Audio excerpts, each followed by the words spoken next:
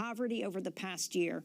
We're joined now by the Ecuadorian presidential candidate, Andrés Arauz, who's on a short visit to the United States. He is joining us from New York City. We welcome you to Democracy Now! It's great to have you with us.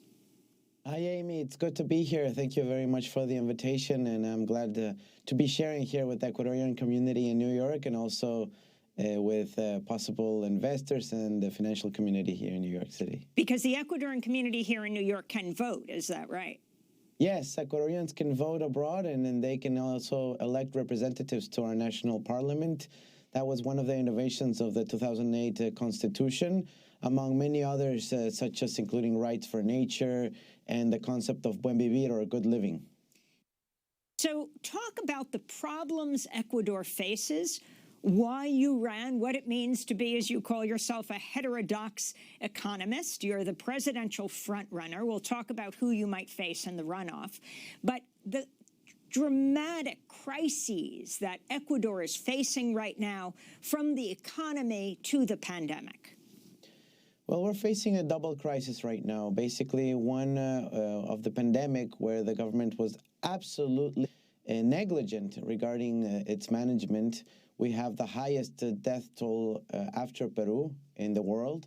This is a very serious case. Our numbers do not match. The Ecuadorian efforts at fighting the pandemic have been notable. There have only been around 4,000 vaccines that have been delivered for a population of 17 million plus. And basically, the public health system has been under the strain of austerity. There have been over 6,000 public servants in the health system that have been fired during the pandemic because of stringent austerity policies that have had a huge impact on Ecuador's population, increasing poverty and inequality. So we have to face these two crises simultaneously, and we're proposing an aggressive investment plan, including emergency aid, similar to the paychecks that have been delivered here in the U.S., to the most vulnerable in the Ecuadorian population. But also we intend to have an aggressive program to have the vaccine available for most of Ecuador's population as a public service in the short term. This is very important for us to overcome these two crises in the very short term, because we're now facing what we call a lack of trust within Ecuadorian society, and we need to fix that as soon as possible. Otherwise, this might become even a humanitarian crisis. You have been described as Correa's pick to be the next president of Ecuador. Can you explain what you agree with Correa in his decade presidency? You served, of course, in his administration. What you agree with and what you disagree with? Well, we have had huge advances in terms of investment in infrastructure, higher quality education, a public health system that has been crucial to fight the pandemic. We created and rebuilt over 52 hospitals around the country. If those hadn't been available, the death toll would have been even higher. So I think most of the Ecuadorian population agrees that the investment in the social sector, in infrastructure, in the productive sector of the economy was very important to promote Ecuador's development and to get closer to our paradigm of buen vivir, of good living. However, there are many issues where we differ. For example, Rafael Correa was much more active in terms of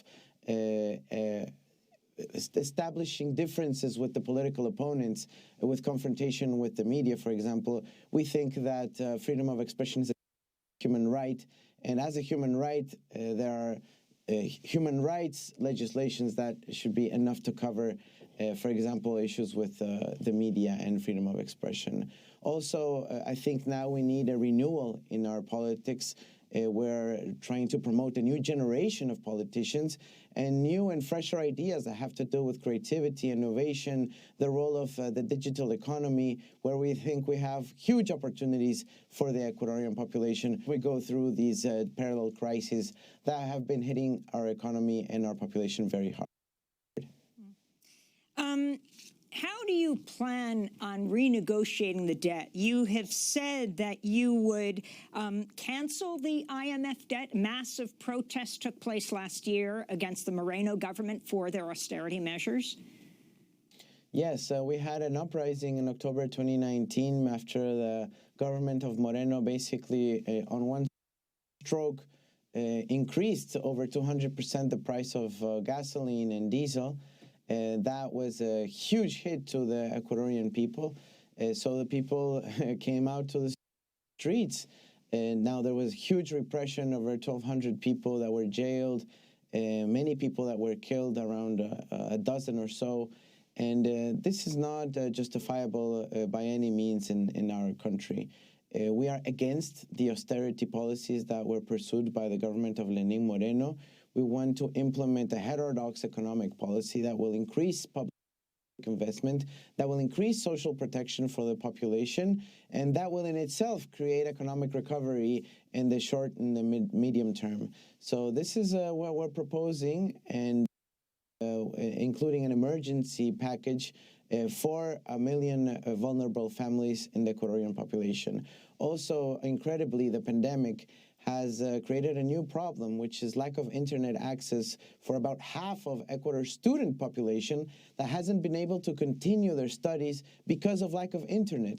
So we also need an emergency internet program, which implies large infrastructure investment to cover the entire Ecuadorian territory with quality internet for Ecuadorians, especially for youngsters. So one of your opponents, the indigenous environmentalist Yacu Perez, ran on a platform calling for an end to mining and other extractive industries in Ecuador. He was arrested fighting mining projects during the Correa administration in which you served. He was jailed under his administration. The world is facing a climate catastrophe. Do you support these calls to end mining? And also, how would you improve relations with Ecuador's indigenous communities that were strained under President Correa? Well, I think Yacu Perez's arrest at the time was a mistake. I think that made him famous, but on the other hand, I think it was a bit too much in terms of the policies that were pursued at that moment. I also think that the anti-extractivism agenda has to be perhaps a bit more sophisticated, a bit more detailed, because there are many issues that have to be covered, including, for example, industrialization of the mines, the development of the communities that are in the surrounding areas. We cannot have a neo-colonial extractivist agenda, but we can perhaps pursue a development-oriented mining and oil and agricultural agenda that takes into account the needs of the local communities and makes them the main stakeholders in these projects. They have to be linked with an entire educational and technological agenda so that the knowledge and the technology associated with those projects can remain in the country and especially in those communities. Now, I think we have a huge opportunity in Ecuador to propose unity of the progressive sector, the indigenous sector, and the social democracy sector, which, if you take into account in Ecuador in the last election, is above 2/3 of the votes and also 2/3 of the parliamentary representation. So we have a large opportunity to unite the progressive forces of Ecuador and to propose an agenda that furthers the agenda proposed in the Constitution of Ecuador of 2008, which includes what we call a plurinational and intercultural state with the indigenous movement. So I want to ask you about this runoff and whether you're concerned about it. On Monday, the Organization of American States expressed, quote, concern about Ecuador's election. How concerned are you that the OAS, that the United States could attempt to overturn this first election? Well, we're worried in the sense that there has not been a decision, a formal decision on who the two final parties to the runoff are.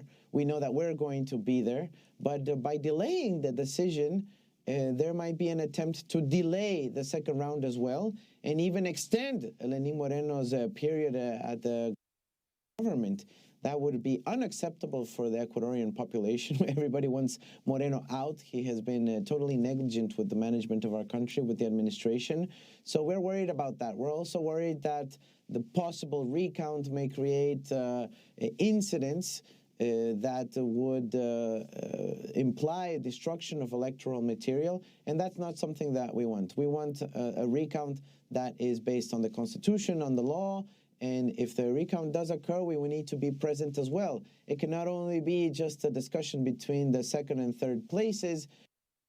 We also need to be there to safeguard that our votes are being monitored, that they are being taken care of. So let me ask you about Yaku Perez's position on other countries in Latin America. He is running as an eco-socialist, but also has a long record of publicly criticizing many of Latin America's former progressive leaders, including Brazil's Dilma Rousseff, also Fernandez de Kirchner of Argentina. In 2016, he tweeted, "Corruption ended the governments of Dilma and Cristina. Now all that's missing is for Rafael Correa and Maduro to fall. It's just a matter of time." Yaku Perez later supported the coup in Bolivia. He talked about Evo Morales as a little dictator. Can you talk about your positions on all of this? Right. First, I have to clarify that he's not running on an eco-socialist platform.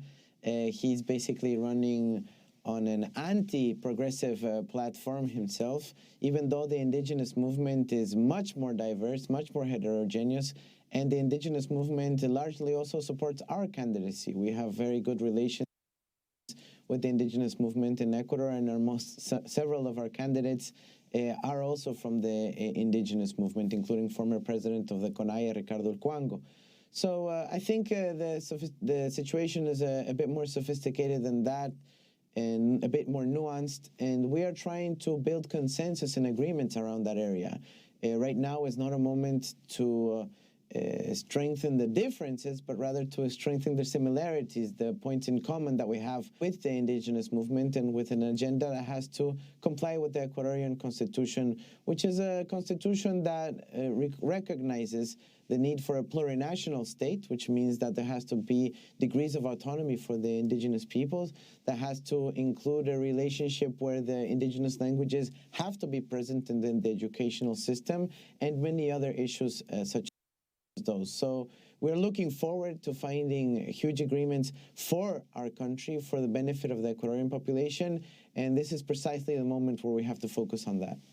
So what is your position on Venezuela and President Maduro?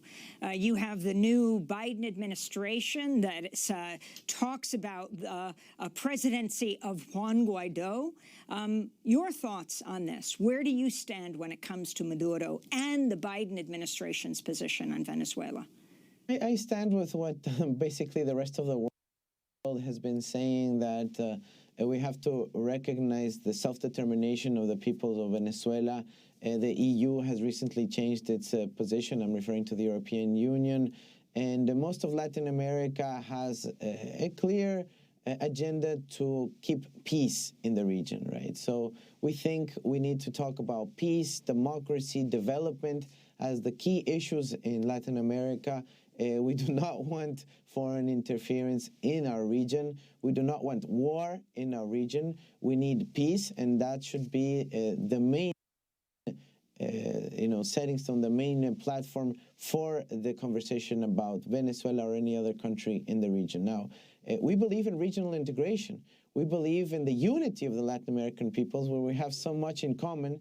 And, when you see powerful blocs such as the European Union, which are so diverse in terms of languages, the economic sectors, the cultures, and in Latin America, very similar agenda, very similar culture, very similar languages. And however, it's taken us so long for full regional integration.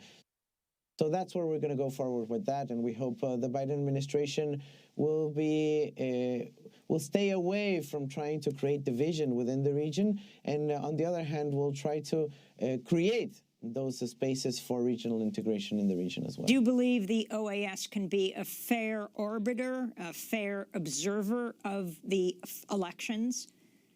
I think the OAS has basically two big spaces within itself. First, you have the political realm with Secretary Almagro, which has been a total anti-leftist with a clear anti-left agenda, anti-progressive agenda. He has been very vocal about that, and there's nothing there to hide. But on the other hand, the OAS does have technical teams that have professional credentials in terms of election monitoring, and we hope that in this case the election observers that come from the technical realm are the ones who will prevail in terms of the process. What has to happen when it comes to the pandemic? Do you have access to vaccines? In Ecuador, talk about the devastation of COVID-19. Well, first we need to come out with the truth. You know, the government has not recognized the total number of deaths that occurred during the pandemic in 2020. Right now we're seeing a surge in the number of cases. The hospitals are already full again. Ecuador is one of the countries with the lowest standard in terms of testing for the population. We need to have more testing and more aggressive testing throughout the country. We also need, of course, biosafety and biosecurity measures for the population that has not been occurring so far. And, of course, the vaccine.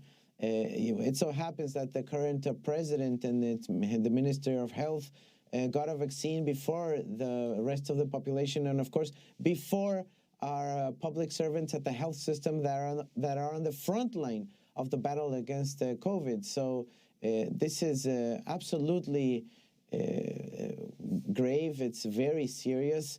There has been an uproar in the Ecuadorian population due to these practices by the Ecuadorian government, and we need to get the vaccine.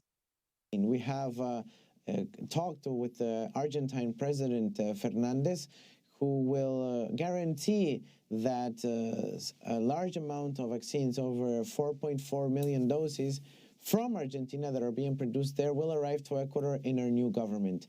I hope the Ecuadorian government of Lenín Moreno does something about it soon enough, sooner than later. But if he doesn't do anything about it, we will be acting very quickly, very swiftly, starting our government on May 24th. And very quickly, we're coming up the 2-year anniversary of the Moreno government revoking the political asylum for Julian Assange, who was in the embassy for years in Britain. Now the Biden administration says they will continue to pursue his extradition. Your thoughts on the significance of what Julian Assange represented? Look, when the asylum was revoked, there were many human rights and civil rights that were violated, including overturning Assange's citizenship as an Ecuadorian citizen. That is something that we will look into, and then see how, if that situation changes, how we may act upon that internationally. However, I think Assange's human rights have to be respected. And now with the first decision in the UK courts, it is something to really think about what is happening to a human being such as him. I think we've seen... We have 5 seconds. We've seen from President Obama a different perspective on that. Andrés Arauz, we're going to have to leave it there. Ecuadorian presidential candidate, if elected, would become the youngest president of Ecuador. I'm Amy Goodman.